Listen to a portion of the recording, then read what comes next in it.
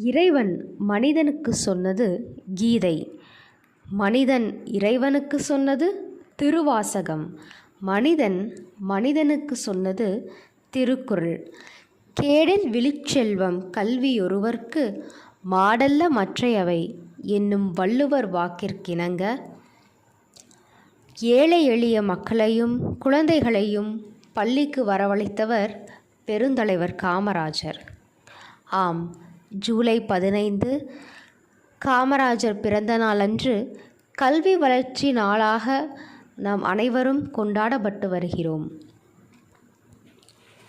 விருதுநகர் அளித்த மாவீரனே, உத்தம புத்திரனே, விண்ணுக்கும் மண்ணுக்கும் நின் புகழ் பரவட்டும். காமாட்சி என்பது உன் இயற்பெயர். காலமாகியும் ஆட்சி செய்வதால் ஆயிரத்தில் ஒருவன் நீ. எந்திரன் போல் உழைத்தாய், எளிமையாய் வாழ்ந்து எளியவர் துயர் துடைத்தாய்.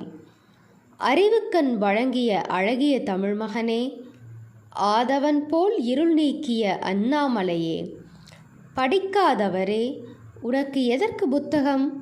நீயே ஒரு நூலகம். பள்ளி செல்லும் குழந்தைகளுக்கு படைத்தாய் மதிய உணவு. ஆம், நீ ஒரு படையப்பா.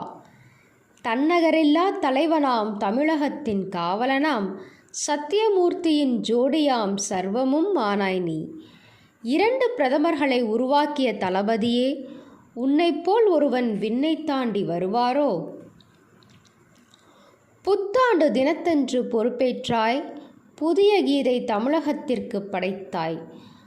அரசியல் துறவியே, உண்ண உணவு, உடுக்க உடை, படிக்க புத்தகம் என பள்ளி சிறார்களுக்கு வழங்கி தமிழகத்தின் குழந்தைகளுக்கு அன்புள்ள அப்பாவானாய். உதயனே, பாரத ரத்னா விருது உமக்களித்து தன்னை பெருமைப்படுத்தி கொண்டதோ இந்தியா. கிண்டியிலே உனக்கு ஒரு நினைவாலயம், மாணவரின் மனதிலோ உனக்கு என்றும் நினைவகலா ஆலயம். காலமெல்லாம் காவியத் தலைவன் நீ. உனது காலடி சுவடுகள் தமிழக அரசியலுக்கு வழிகாட்டும் வரைபடங்கள் ஆகட்டும். உலகம் உள்ளவரை நின் புகழ் வளரட்டும்.